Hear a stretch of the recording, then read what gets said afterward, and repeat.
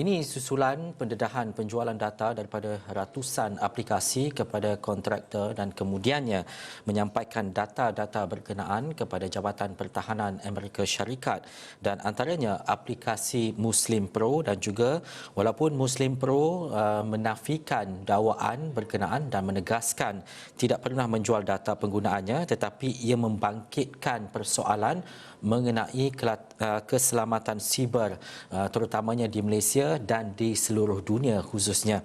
Dan untuk melihat kepada perkembangan dan juga situasi ini, kita nak memahami secara lebih terperinci berkaitan dengan data peribadi masyarakat dan juga pengguna.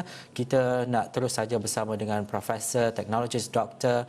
Zuriati Ahmad Zulkarnain yang merupakan Timbalan Dekan Sekolah Pengajian Siswazah, Profesor di Fakulti Sains Komputer dan juga Teknologi Maklumat UPM. Hello, Assalamualaikum Doktor. Waalaikumsalam warahmatullahi. Baik Doktor, terima kasih.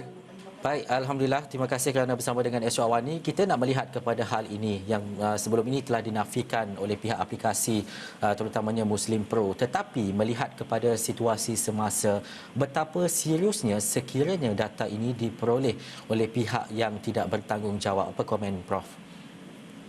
Okey, sebenarnya ya, kalau kita melihat kepada berita terkini tentang Muslim Pro, sememangnya pihak Muslim Pro menafikan bahawa mereka telah menjual kepada militeri US. Namun daripada berita yang kita maklum, pihak ketiga sebenarnya telah menjual ya maklumat tersebut kepada customer-customer mereka yang terdiri daripada tentera.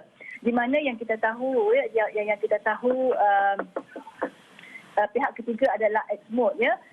Exmode adalah merupakan pihak ketiga yang dikenali sebagai data broker. Di mana di situ terdapatnya customer mereka yang terdiri daripada golongan tentera lah ya. Itu dari aspek yang maklumat terkini yang kita maklum ya.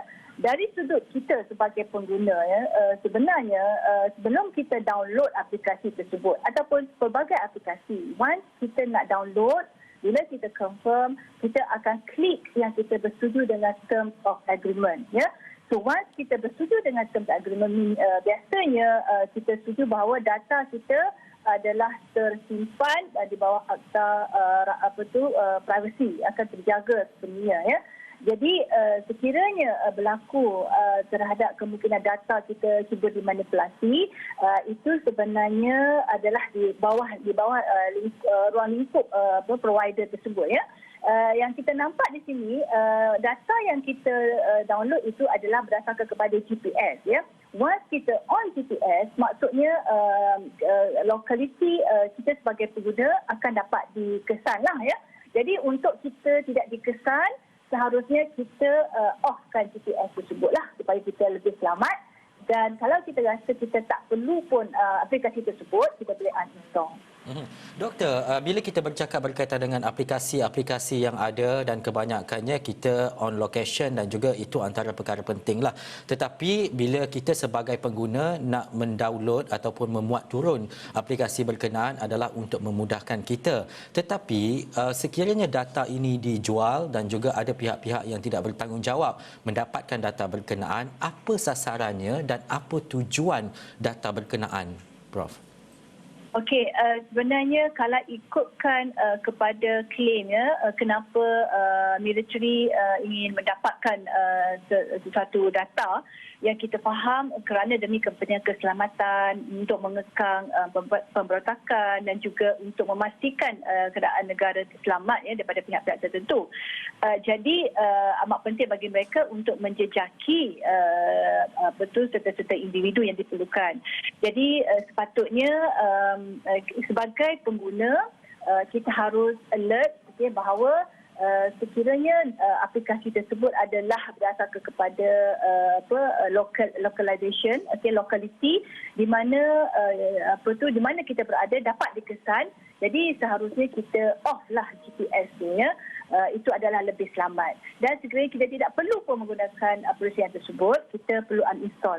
Contohnya di Malaysia, kita ada aplikasi-aplikasi lain yang yang kita boleh download ya, untuk azan, untuk tahu waktu solat ya, untuk baca Al-Quran. So di situ kita boleh terdapat kepelbagaian aplikasi lain yang kita boleh pilih. Ya. Doktor, pengguna dihidangkan ataupun disajikan dengan ribuan, malahan puluhan ribu aplikasi yang ada di seluruh dunia. Bagaimana untuk pengguna lebih cakna dan juga memahami berkaitan dengan aplikasi-aplikasi berkenaan? Kadang-kadang seperti yang doktor sebut tadi, kita hanya mendownload ataupun memuat turun aplikasi tanpa melihat ataupun membaca term yang disediakan dan sebagainya. Tetapi untuk kita lebih faham bahawa ini adalah mungkin mencetuskan satu jenayah siber dan juga penyalahgunaan data, untuk kita faham dengan lebih baik. Sebenarnya sebelum kita download tu, kita boleh tengok term of agreement ya.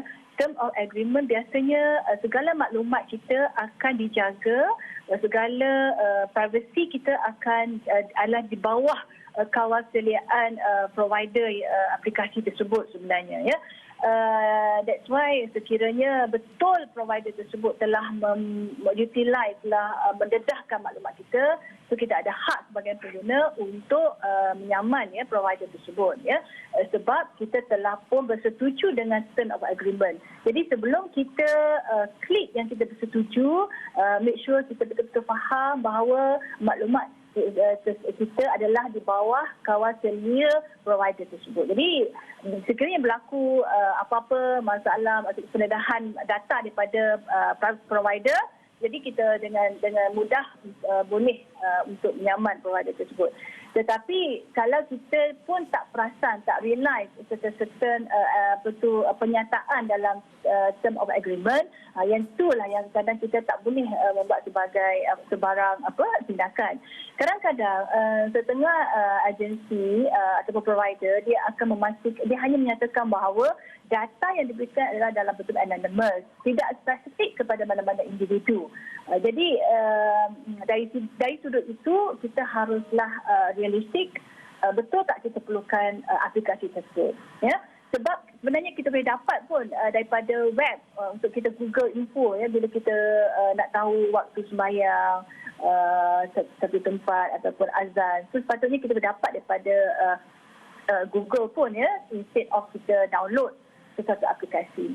Jadi secara lumrahnya data ni, once kita setuju untuk kita accept that, kita setuju untuk pastikan bahawa maklumat kita disimpan oleh pihak tersebut, okey.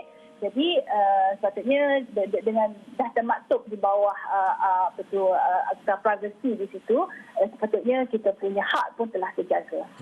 Baik, terima kasih kepada Profesor Teknologis Dr. Zuriati Ahmad Zulkarnain, Timbalan Dekan Sekolah Pengajian Ciswazah, Profesor di Fakulti Sains Komputer dan Teknologi Maklumat UPM, atas penjelasan yang begitu jelas tadi. Terima kasih, Prof.